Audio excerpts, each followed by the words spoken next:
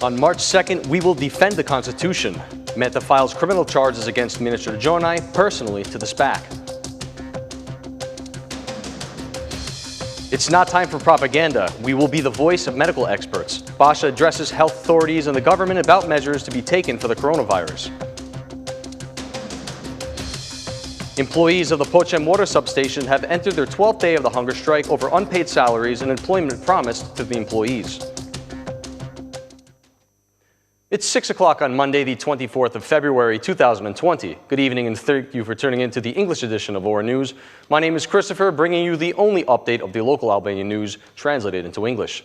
President Ilir Meta went to the SPAC to the Minister of Justice, Etilda Jonai. Meta was accompanied by the counsel Bahri Shirchiri, legal advisor Bledar Dervishi, and spokesman Teddy Blushi. President Ilir Meta accuses of violating the Constitution by publishing in the official journal the decision to appoint Arta Vorpsi as a member of the Constitutional Court.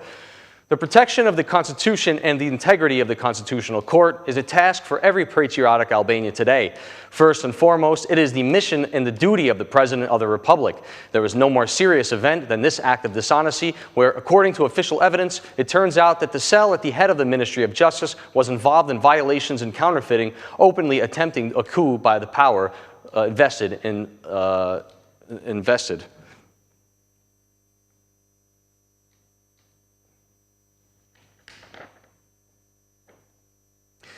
The evidence was necessary to be brought by the President of the Republic himself. The criminal charge for several offenses has been submitted for 3 senior officials of the Ministry of Justice, along with the minister who is still active in office.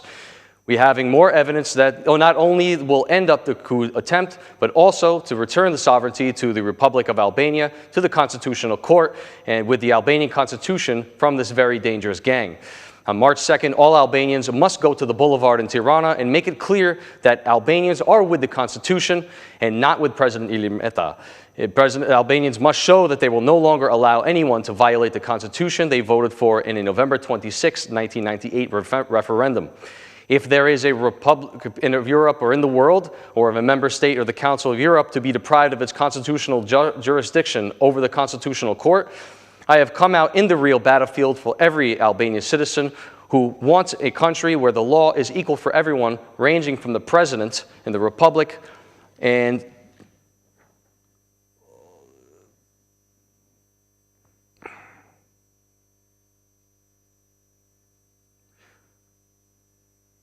there has never existed a country that has not been left even for a minute without the High Court, or that the Prosecutor General is elected with 69 votes while 84 votes are needed. Or so there is nowhere for local elections to be held in contravention of the Constitution that disgusted by the local Congress authority you abandoned. I will wait for March 2nd against the plague that will overflow the rule of law in Albania and eventually enforce the constitutions of all Albanians, Meta said. From London, where he attended the EBRD summit, Prime Minister Edi Rama reiterated in his speech the importance of the regional mega-Schengen for the future of the Western Balkans. Among the same panel, which included Kosovo counterpart Albin Kurti and Serbia's Ana Brnabic, the Albanian Prime Minister called the mini-Schengen initiative a success, despite having so far only received an agreement from Belgrade, Tirana, and Skopje. Until 2014, they have never sat so easily with each other, without weapons, without hatred or bloodshed, to talk about the future. Of course, we have problems to solve, but we are working together and we want to build the future of our children together. I don't agree with the term mini-Schengen at all, since we are one of the biggest in the region. It is a regional space where we are talking about the freedoms, 4 freedoms of movement. Even in London, the head of the Albanian government spoke of the disappointment that the negative decision of October brought about the opening of negotiations, while acknowledging that Brussels found it difficult to understand Albanian politics. We have faced a lot of disappointments regarding the integration process, but what's important is the construction of Western Balkans Highway.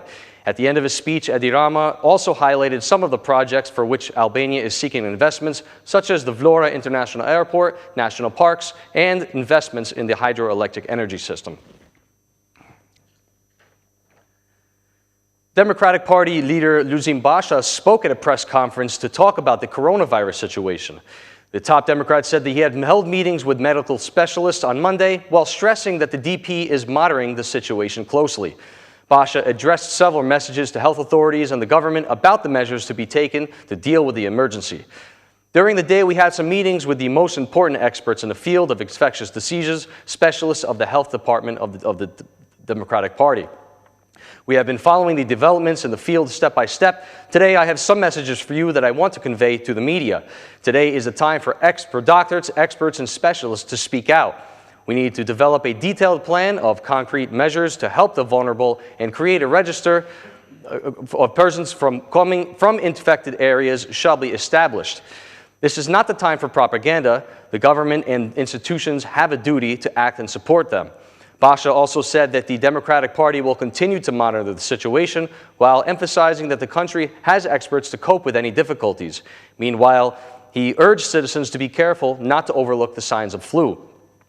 Our country has very good experts to manage the situation if they are given support. I urge you not to neglect any signs of the flu and to cooperate with health institutions. The Democratic Party will continue to monopolize on the situation. Far from panic, meanwhile, the authorities must take action. The Democratic Party is monitoring the situation in every component of it. We will become the voice of experts and practitioners in the field who may find it difficult to express themselves in terms of propaganda about the truth. And finally, employees of the Pochem water substation in Malakastra have entered their 12th day of the hunger strike. Their health was deteriorated as one of the strikers has left due to serious health conditions. One of the strikers spoke to Ora News, indicating that although they were promised that some of their salaries would be given today, they would not leave the hunger strike until all salaries are paid. We will definitely continue until the end. There is no other alternative. Today is the 12th day. The situation is getting worse. One of the colleagues is in very serious condition and will go to the hospital immediately. Until we receive all of these salaries that belong to us, we are not budging. It is born that a part of salaries are going to pass today, but we want all of them now. We will not leave without all salaries having passed into our accounts. That's why we're here, the striker said. Meanwhile, the striker who has left due to health problems shows that their problems is not with the private company, but with the state. He says that as the company closed its refinery work, they continue to provide water and electricity to the citizens of Malakastra. For this reason, the striker bears the responsibility of the state and for the situation created. I retreated from my hunger strike unwillingly. For health reasons, I was dismissed by doctors. I'm with colleagues here not as a part of the hunger strike, but I am a part of the strikers of the Pochem substation. To be honest, we made a meeting on Thursday, and we were promised something was going to happen. Today, we were promised full 6 salaries and substation passes, depending on the TSO and the municipality. But we have a major problem because even when the plant has gone home, we have supplied the people with water and light. We have a problem with the state because when the firm left, we served the state because we supplied the people with water and light. The Pochem strikers have been promised that they will receive 6 to 7 wages arrears on Monday, and the company ownership will change from March 1st, and workers will be hired in the state. However, the strikers will not stop until all salaries are received.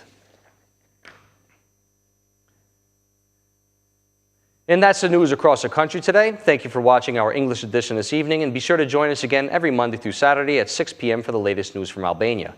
Once again, on behalf of Ora News, thank you and good night.